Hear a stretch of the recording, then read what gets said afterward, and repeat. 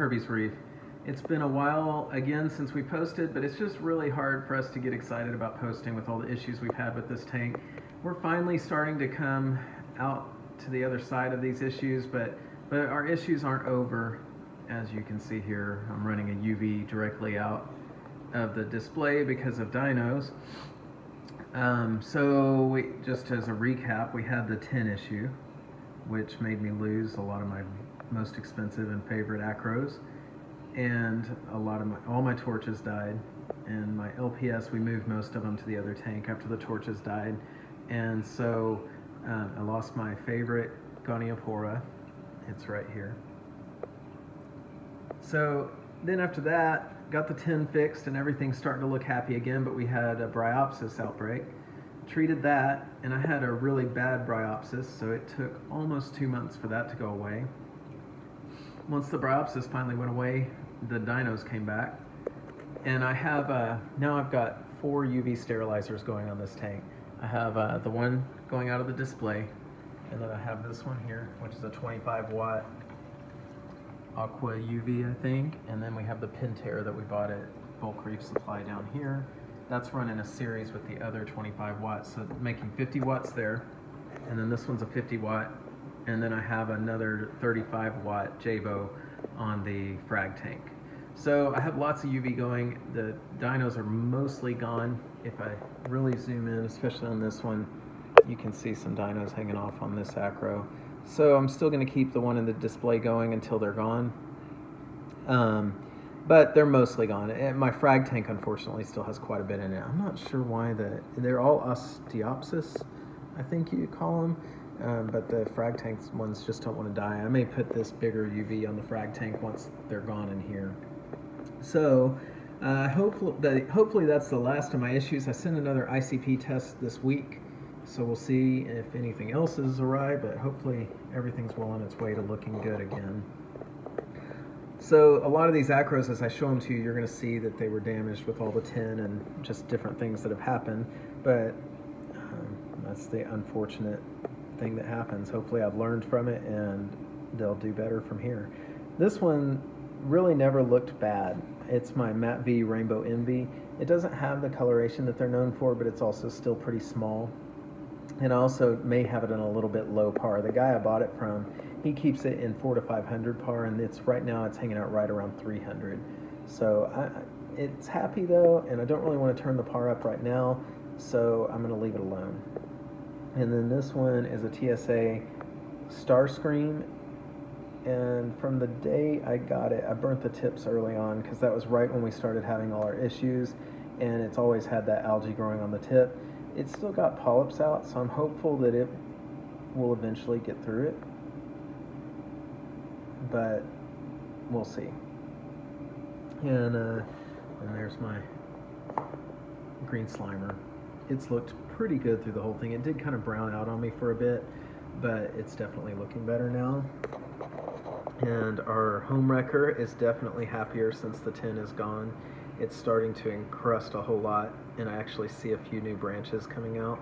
And if you look real closely, especially if I came up from a top view, you could see that some of the coralites are just starting to turn pink again. So I'm hopeful it'll color up. It's probably my favorite coral right now in the tank. And then that's our pink lemonade. It's never really grown, but it is encrusting. And I got a new clam last week. It's another Squamosa. The first Squamosa we had died. It didn't like the tin. At least that's my guess of what happened.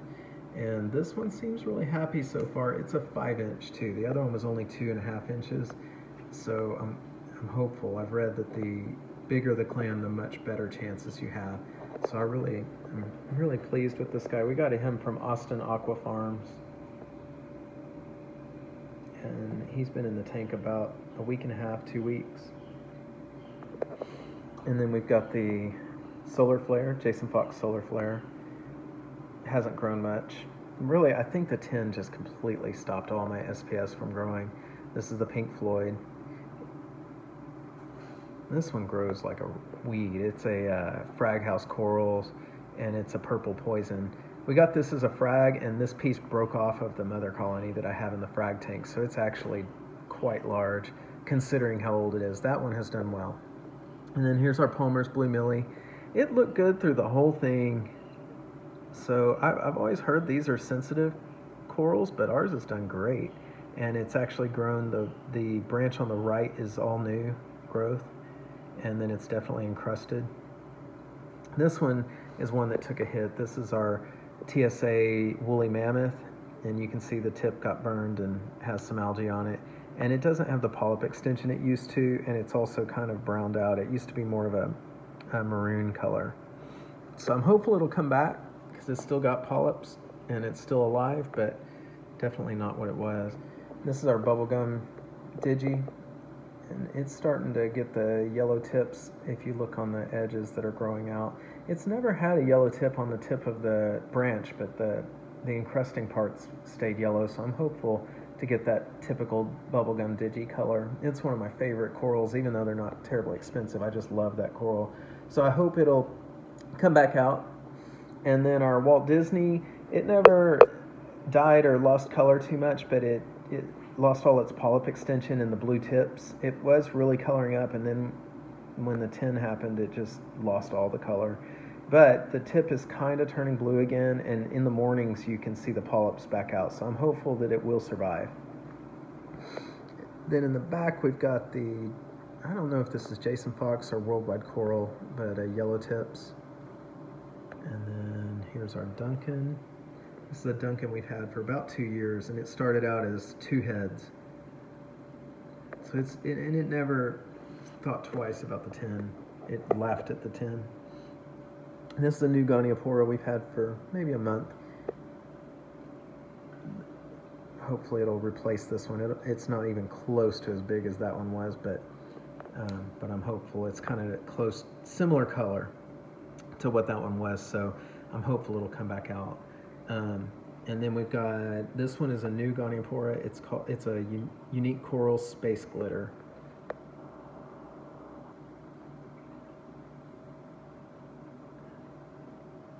And then this one, I'm not positive whether my Gonioporas died from being too close to this one or from the 10. I always had read that Gonioporas could be close to each other, but then I noticed that I had this one right here, and then this red one right here, I had them glued onto the edge of this rock, and where this Goniopora hit them, they were dead. And I noticed they were only dead on that side. And as soon as I moved them, these two have looked great. This one right here and this one. And this one was almost totally bleached. And so it still doesn't have all its color back, but it's way better than it was. So I don't know. I don't know if any of you guys have any experience with that. Let me know if you've ever had one Goniopora that would sting all the others. It's possible that it was sitting right next to this one when this one was doing it so great. And I wonder if it didn't kill that one off. I just don't know. But this one has definitely grown. When we bought this one, it was about the size of this space glitter. So in a year and a half, it's really gotten big. Then on the back wall, here's some purple monsters. We got those at Magna directly from Worldwide Coral. They haven't grown real fast. So let me know if any of you guys have these and if they grow fast and what kind of lighting they like. They're in about 100 par here, so they're in some of my lower light zoas. But if you guys know if they prefer a little higher par, let me know. And this one is a Jason Fox Limelight. We're hoping it'll cover the wall the way our green stars have, but so far it hasn't done that. And then just some more, I don't know what all these zoas are called, but my daughter is whispering in my ear, that's a Fire and Ice. Then this is the Cold Fusion Monty. And I think those are called Blow Pops. And that's just a green stylo. And then here's just our zoa wall. Lots of different types of zoas in here.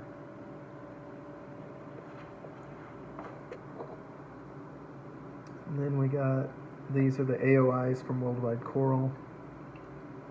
And these are purple hornets. And these are green goblins. And this is some Vietnamese colony my wife picked up. I probably wouldn't have bought this. I'm always worried that these are full of pests, but she was real excited that she got it. I think she got it for 30 bucks and was excited she got so many. So, but I dipped the heck out of it, so it hasn't, not all the zoas have recovered yet, and it's been weeks, but I don't know. I've always heard these things are full of pests, so I was worried. I dipped it in several different things. And then these are our Utter Chaos. Another purple stylo. And I forget what these are called. Rainbow Incinerators. They're one of my favorites. So I think that's it. It's starting to recover. Hopefully we will get it back to its former glory at some point. We're going to kind of switch this section over here to more of a Goniopora focus and just get lots of different types of Gonioporas and just try to cover this arch with them and kind of move to that focus there and then make this our acro side over here. We're going to go to Aquashella this weekend in Dallas, so if any of you guys are there, tell us hi, and we'd love to see you. And hopefully we will get on a better routine of making more videos soon, and just let us know what you guys would like to see. We'll show you the nano tank next time. We've converted it to a mainly LPS tank and moved all our hammers there, and it's doing really well. So until then, we will see you next. Oh, and please, if you guys are watchers, longtime watchers, and you haven't subscribed yet, we would sure appreciate it if you'd subscribe. It really helps us a lot if we can get more subscribers. And so please go ahead and subscribe and like the video, and we will catch you next time.